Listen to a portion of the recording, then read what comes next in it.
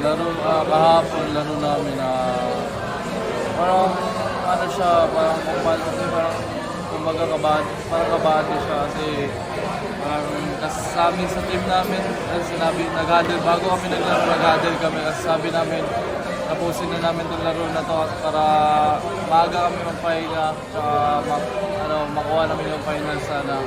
Ayun nga, na tugma yung pagkasabi sa amin na ito na finals na kami at saka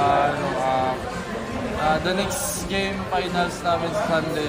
Prepare lang kami na prepare na ensayo lang kami na ensayo sa namin sa kung ano yung pinapagawa ng mga coaches sa ilan, tinutupad lang namin sa namin sa isa't isa namin. Siyempre, pakikagulungan ko sa tira niyo ngayon. Parang sa kanya talaga sakto sa laki yung open tapos tira niyo.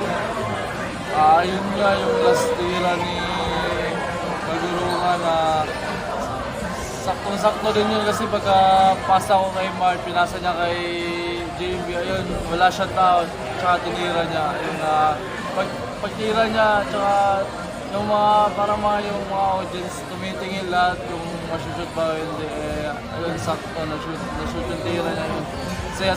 Saya namin yung kahapon.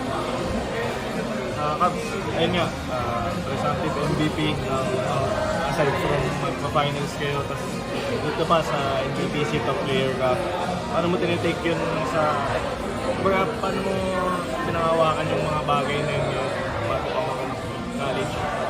Actually, hindi ko nga in-expect na ganito nangyari sa akin. At saka malaking bagay na din na experience na din to.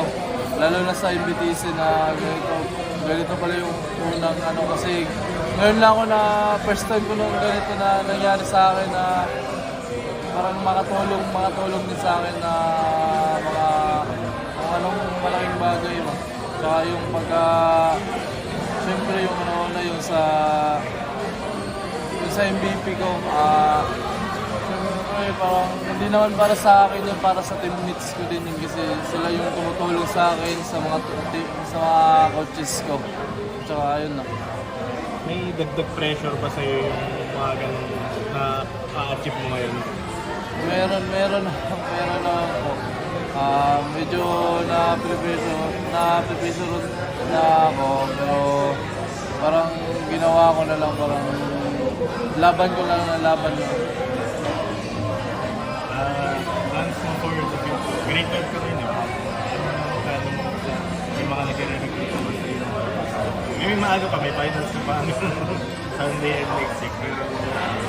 Ay early to early na nagpaparamdam sa'yo.